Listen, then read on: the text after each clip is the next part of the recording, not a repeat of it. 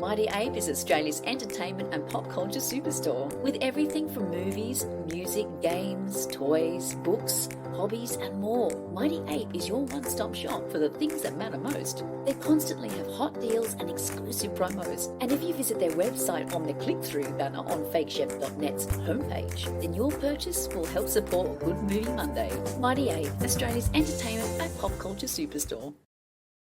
Good morning. Good morning. Morning. Good morning. Good morning. You mean to wish me a good morning? What do you mean that it is a good morning whether I want it or not? Please go away. Let me sleep for the love of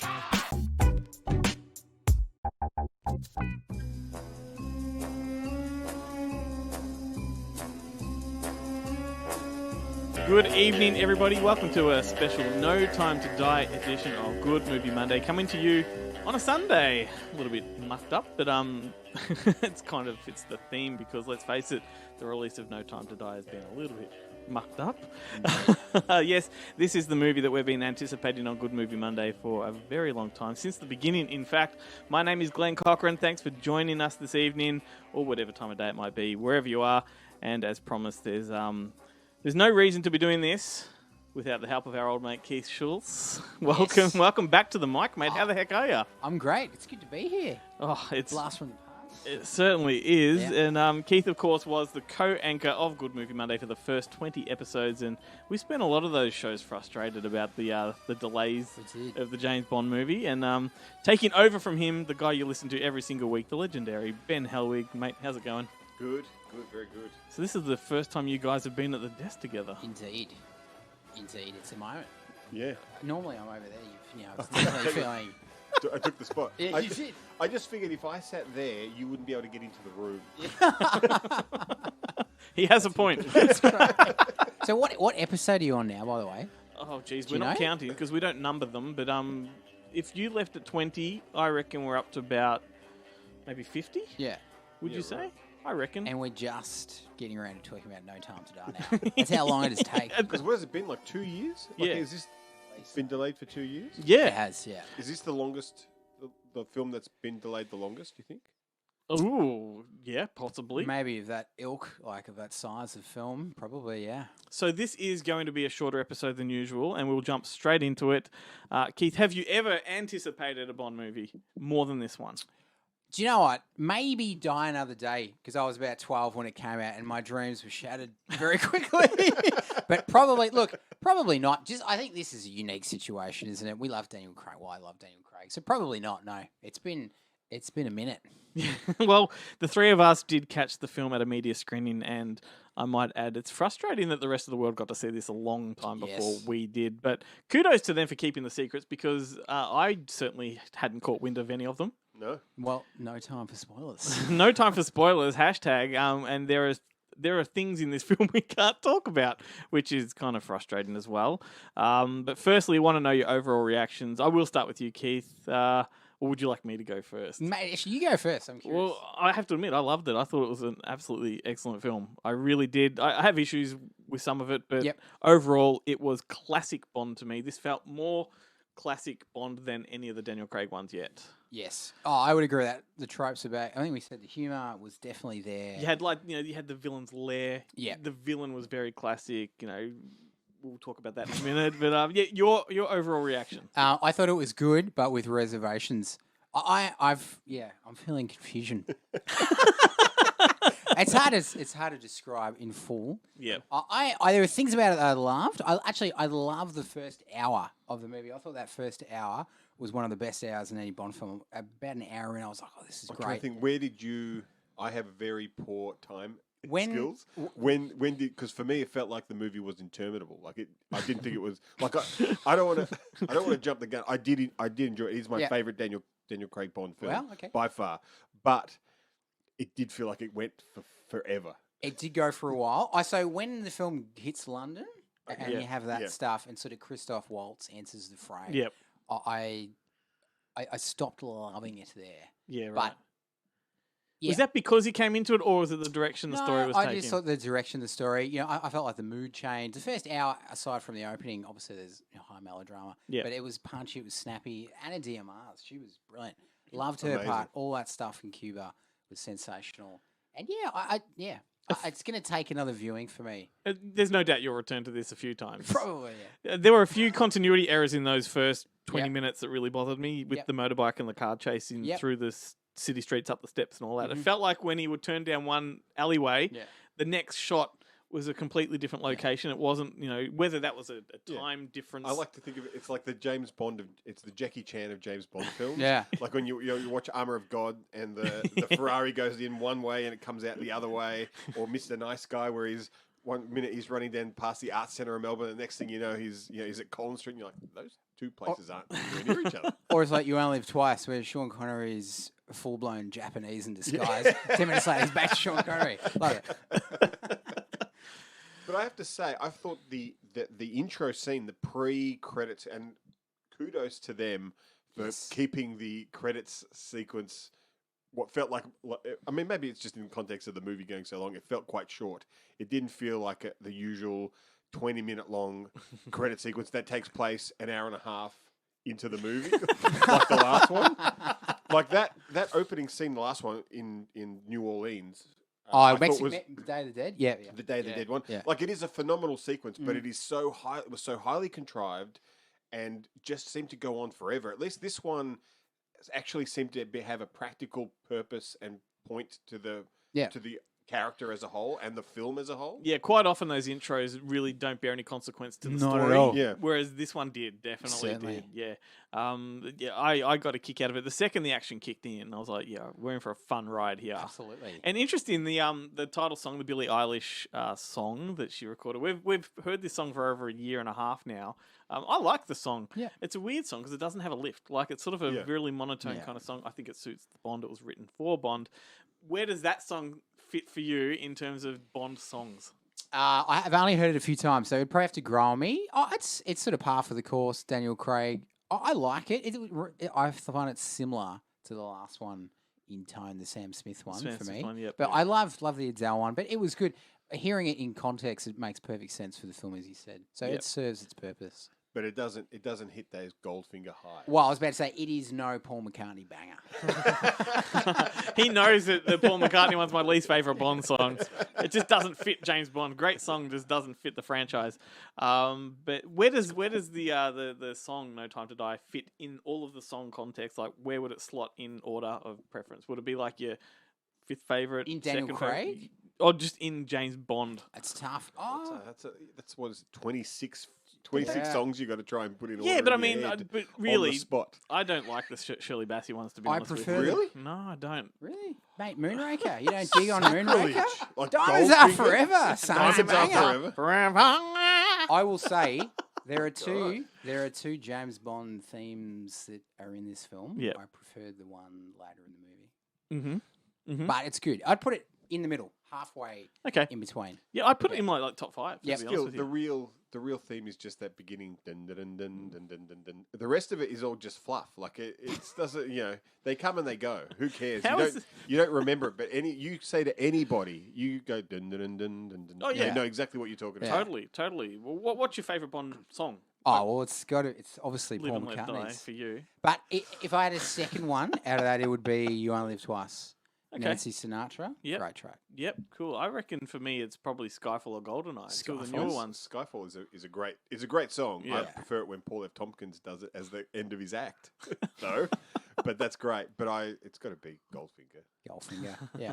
Gold. What a banger. What a flick. It's aged well. It's a great film. That is just really good. Fantastic yeah. film. Yeah. Yeah. Maybe we No, Mr. Bond, I expect you to die. Yeah. It's great. He's the best.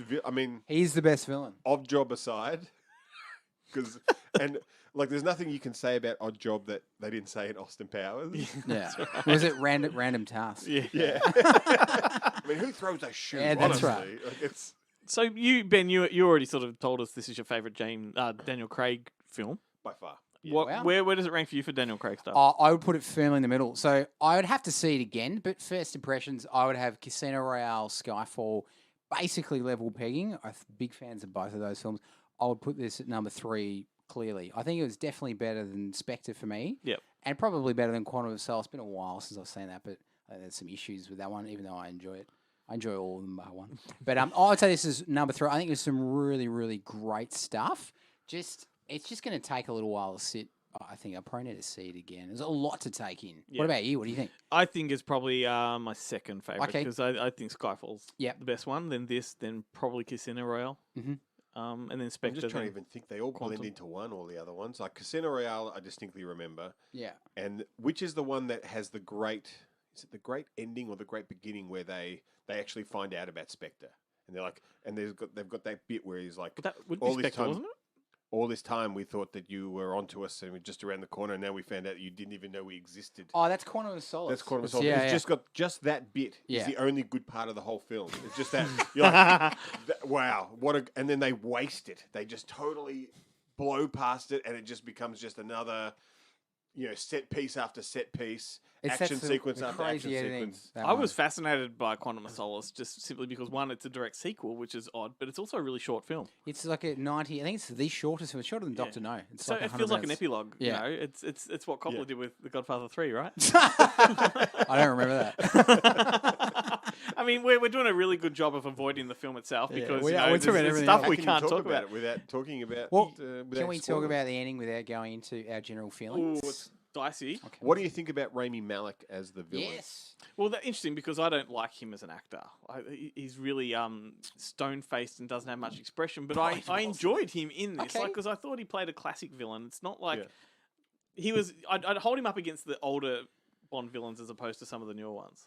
I don't know if this is a spoiler, but this is my Bond fandom kicking in. I detected a lot of Doctor No Yeah. Easter eggs. Ben and I were talking about this, and this actually we should talk about. We were right with our suspicions on why this was held back for the first Yes. time when the pandemic hit. Because, and it's no spoiler because it's in the synopsis, but there is a virus at play here. Mhm. Yep. And we speculated that he was Dr. No, and there were strong Asian influences. Yep. And you can see where the Asian influences have been removed from this. Do you reckon he was Doctor No, like fully fledged, and they took it out? I reckon after they that? may have. That because they call him sequence- Doctor. That sequence of him sitting at the table on the mat, Yes. and there's Asian paraphernalia behind him and stuff. Like, Yeah. I'm like, Same set as Doctor No. yep. In one scene. And the garden, the garden garden? itself is like a Japanese garden. And Yeah. The whole set at the end is the Doctor No. yeah, it is. yeah. Like Same. silo. It's a nuclear silo kind of thing, Yeah. or whatever it is. So there's been a lot submarine of thing or whatever. Re- retrofitting this hazmats, to yeah. sort of avoid controversy. And I think even in Doctor No, if I remember correctly, his island is in a place where there's jurisdictional. Yep. Because that's what the whole thing is. There's like the island that Rami Malek's character is based is Yep. in territorial waters that Japanese, yeah. Japan and Russia are Yeah. contesting, and I think that's very similar to what the island in Doctor No is. Yeah. So this was one of the things where I said I've got a few issues with it. And it was Yeah. one that, to me, it looked very obvious that they'd removed some things from it, and Yeah. just to be cautious. Yep. And that explains why we've waited so long. You know, I don't know. I mean, do you remember they did that with Tomorrow When the War Began, and they Or was it They Red made- Dawn? or was it, I was one of them where they they didn't want to specify which Country. Asian nation were the aggressors, Yeah. so they just went. They're just Asian. Tomorrow when the war began, because Red Dawn, the remake, went they're North Korean. North Korean. Yeah. That's great.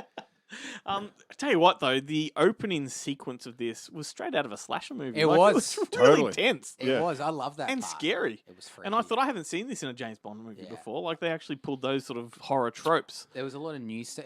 Definitely a classic bomb. But they threw the kitchen sink at it, didn't they? They did some new stuff. The Yep. opening. And Yeah. they put in some nice Giallo-esque eye horror in there. Not so much like constant eye spike type stuff, but there's a lot of eye fiddling. Yeah. Well, you say that. I prefer to say there was a lot of Albert Pune influence in there with the cyborg eye and the Nemesis He eyeball. was a And consultant. he is from an island nation, mate. That's right. That's great. But yeah, look, I wanted to ask, because we can't really talk about certain aspects of it. Firstly, there is a spoiler that they don't want us to talk about, which we won't talk about. So without giving context to that, were you pleased with the direction that took? No. Okay.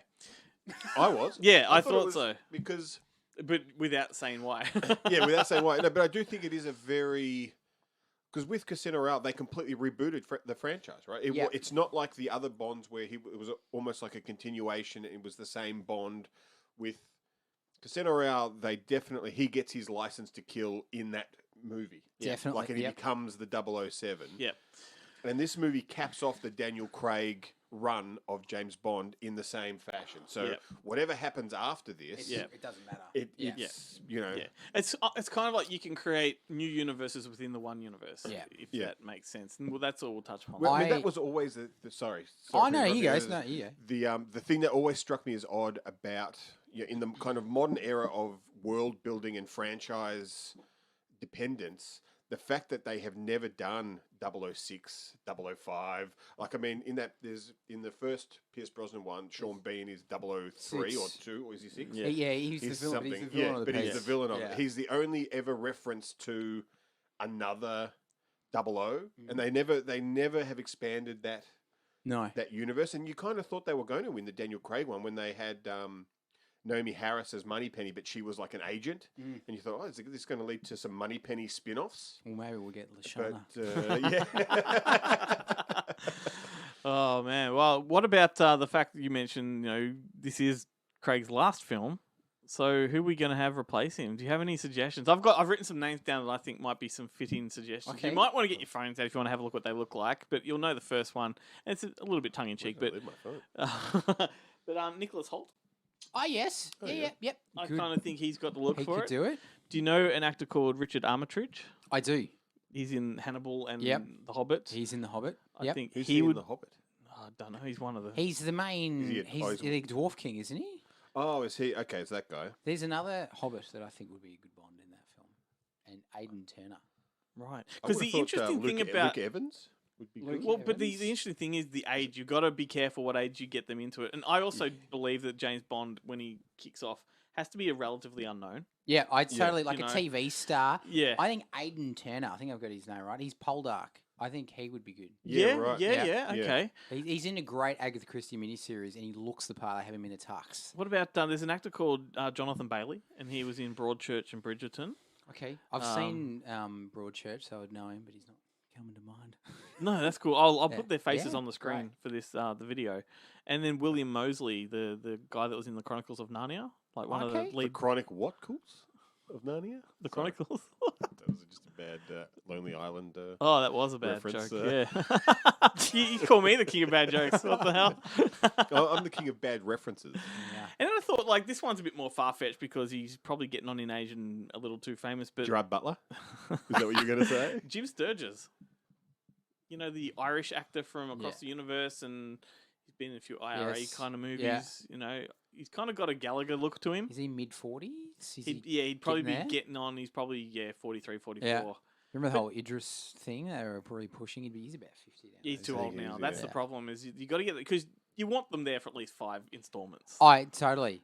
Yeah. So well- you got to factor in how long that's going to take and how and old what- they'll be at the end of probably it. take like Yeah. 30 well, years. Tom Cruise is still making Mission Impossible movies at 60. Yeah, but do you see his face in those He- last tabloid he- photos? I remember. He drinks the blood of I children. remember thinking, like we mentioned, we do mention in the podcast this week, we do Minority Report does come up, and I remember thinking when that came out, and there's that scene where Tom Cruise is looking in the mirror, like he just His face drops. and his whole body, I'm Oh, like, yeah. oh, he's turned into an old man. Like it's happened here, and thinking about that now, like now looking at the trailer of Minority Report, you're like, "Man, Tom Cruise looks so young in this Great film. compared to now. Well, that movie's all about precogs, right? And that was a really precog moment because the episode's tomorrow that Tomorrow, you're talking about.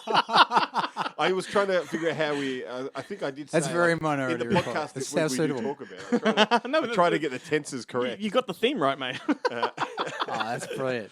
What else? I like there's little cheeky moments that sort of reference the other Bonds, like the corridor of pictures hanging with Yes. Judy Yeah. Dench With and M's. They gave Robert Brown, who's like the forgotten M from the 80s, a Yeah. shout out. I thought that was good. yeah. Yeah, heaps of Doctor No references. I think Yeah. obviously there was some On Her Majesty's Secret Service Yeah. motifs there. There's a lot of stuff I wouldn't have picked up on that really diehard fans of Bond Yeah. definitely would Yeah. have. Yeah, Do you think they can make? Do you think they can have a woman Bond? I mean, I know there was a lot of they And that, by the introduced, way, like people are probably thinking that might be one of the spoilers, but it's not particularly. No. Like, it's I think that was a really interesting part of the film. This there are 2 007 Yeah. there are agents. 2 00 agents. Yeah. What do Yeah. you think of Double- her yeah, two and double her seven. role? I liked it. I don't think it was fleshed out enough. Yeah. Like it was a really strange role, Yeah, but less than I thought she would be, actually. Yeah. yeah. But I mean, there are things I want to say about her role that I can't.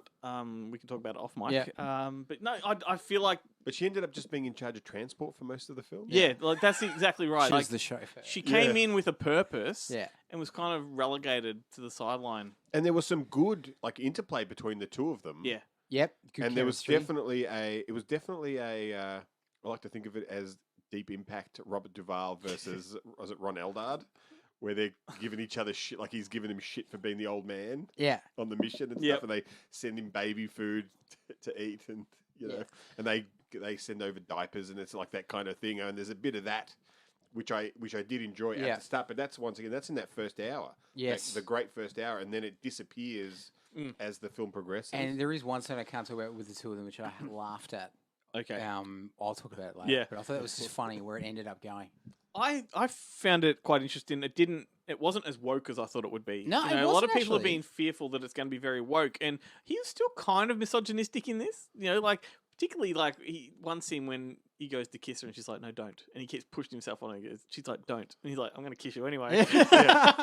Like, And that then, but then I do like he just wakes up in bed next to her. Yeah. Like it's happened. But the context there too, obviously, is that she does want him to do Yeah. it, but it's, Yeah. sort of, it's that But moment. I never really thought of Bond as particularly misogynistic. I just thought he didn't care. He doesn't care about anyone. Yeah. Yeah. He is like a single-minded British agent. It's a good point. Who will use anyone. Like he doesn't care too much in Doctor No when Quarrel gets killed. No. He doesn't care when when anything happens to the Totally. girls that he's happens to be having sex Totally. with. He knows that one of the women that he has sex with wants to kill him. Yeah. and is an enemy agent. If anything, he's brave. Doesn't yeah He's not. He's the opposite. Yeah. He's giving these women a chance. yeah. Oh, He can't. funny. Roger Moore, man, is the least misogynistic person I know. I just can't take. I do like Roger Moore, but I've never been able to take him Yeah. seriously as Bond. Yeah. and I've never been able to take, especially at that point, because he was notoriously older than Sean Connery when he quit. He was older when he started He as was Bond. 46 in his first Bond film, film. which is amazing. That is. And But they were pumping him out then. yeah. Yeah. it They was were. like one a year. But those Bonds were pretty much always one a year at that time. Yeah. But it did, like he always, I always feel like there was always like a bit of a wink to the camera yeah. whenever he seduces a woman because you kind of feel like even he is like, I can't do this. this is ridiculous. Yeah. Like who else is buying this? Yeah, totally. But I'm definitely glad this one didn't go too much in a politically correct way. No, I think it put enough in to get its message across without feeling heavy-handed, Yep. which I was somewhat relieved. I realised that maybe the press around it was kind of red herrings, I guess, which makes sense once you see it. We had that discussion afterwards, Ben and I, Yeah. when we were walking away from it, saying that the publicity deliberately drums up a bit of hysteria. Yeah. Totally. Gets expectations to a certain point so that it can kind of surprise you. Yeah. Look, It is the best marketing tactic of all time. Like you just let the internet hate Yeah. roll, Yeah. and then when none of it happens in the film, Yeah. it's Yeah. totally unjustified. Yeah. Well, look, I think it was a very satisfying film, and I think the wait was worth it for me. Mm. It was a long wait. Yep. Like you said, could have been a shorter film. Like I reckon they could have cut an hour out of it without losing any important elements of the story, and they do. I mean, like they gave, I guess, because of the success of Bohemian Rhapsody, but they do give Rami Malek a lot more They time to act than was He necessary. had some big monologues, didn't he? He had some big scenes. And you kind of think, and all of that. I mean, I don't know. I'm trying to think of what his skin is normally like, but you're just like, this guy probably would have had to spend hours in the makeup Did you chair. feel like the scarring got less as the film went on? 100%. Yeah, that will be the next bugbear of people, man. Yeah. The scarring of every villain in Bond. It's attacking the community. Sorry. And it didn't even Do you look know what I like- mean? It'll be if it gets Blofeld. Yeah. The guy with the eye. Yeah. He just looked like Edward James almost. He just looked like he had like acne scarring, not any not some kind of chemical. And that stuff is a bit. Yeah. I wasn't a big fan of him as a villain. I didn't mind him. I'd have to see it again. I think He just doesn't emote. yeah. my problem. He was he was serviceable. He was just there to do a job, kind of thing. I thought it was odd that they tried to like they make it like they do acknowledge the film that Blofeld is the master manipulator. Yeah. And he's supposed to be this character that's come in and out manipulated Blofeld, Yeah. which is an interesting idea. It is disappointing in terms of a Bond mythos I agree. point of view because it does detract from Blofeld as being the ultimate Bond Yeah. villain. And they had to avoid, for copyright reasons, Blofeld for so long, and they Yeah. finally got it back after, I think, was it like 50 years Yeah. almost, in Spectre, and I don't know if they fully utilised it maybe, Yeah. but we'll see. Well, I there guess. might be a new Yeah, new maybe a new- direction, new and, one. you know, somewhere Yeah. else to go with it. But Yeah. I mean, I always found it is a shame that the way that they did mythologize Blofeld because in the early James Bonds, Yeah. he's just a guy. Yeah, with a cat. Like he's got a cat, but he's like the head of the kind of the organization. But he's not like a super genius who's anticipated every single. just the move boss that man. anyone- Yeah. yeah. He just happens to be in charge, and he's like, Totally. he's like, well, it's your plan. You fucked up, so you're dead. yeah, Like yeah. it wasn't. He never claimed to be. He didn't come up with the plan. He's not a genius. No. Yeah, he Yeah. had. Well, that was the whole take on Dr. Evil, wasn't it? Yeah. Yeah. Like, he's not that smart. Yeah, that's it. That's it. They should get Mike Myers, man. That'd be brilliant. Oh, God. Well, lads, They should it's- make They should do like a like Superboy, and have Bond and Blofeld in college together. Yeah. Like that should be the next iteration of them as teens, like a CW, They a actually- CW version. we don't want that. Well, they Bond actually could give him the plot inspector. Oh, God. Well, Yeah. it's been a long time coming. It's finally arrived, and we have seen it. And I think it's safe to say that I think it's a fitting way, to see Daniel Craig's Bond. I agree. I do Yeah. agree. I think, given what you guys were saying earlier about his arc, I think Yeah. it's a good way to end. Excellent, Keith. It's been great having you back on the mic, it's mate. great. Hopefully, we can get you back again on the show Absolutely. sometime. Love We'll having you here. do that fabled Godfather 3 episode one day. Ben, it's always a pleasure.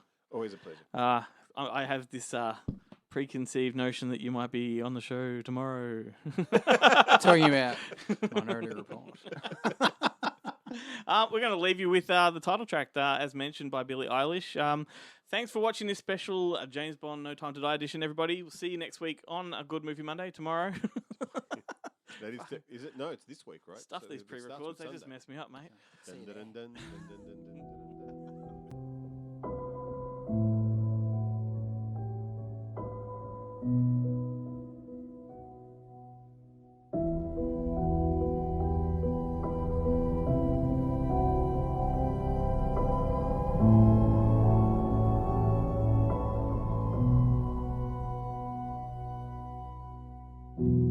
I should have known I'd leave alone. Just goes to show that the blood you bleed is just the blood you own. We were a pair, but I saw you there. Too much to bear. You were my life, but life is far away from fair. Was I stupid to love you? Was I reckless to help? Was it obvious to everybody else that I've fallen for a lie? You were never on my side. Fool me once, fool me twice. Are you dead, the paradise? Now you never see me cry. There's just no time to die.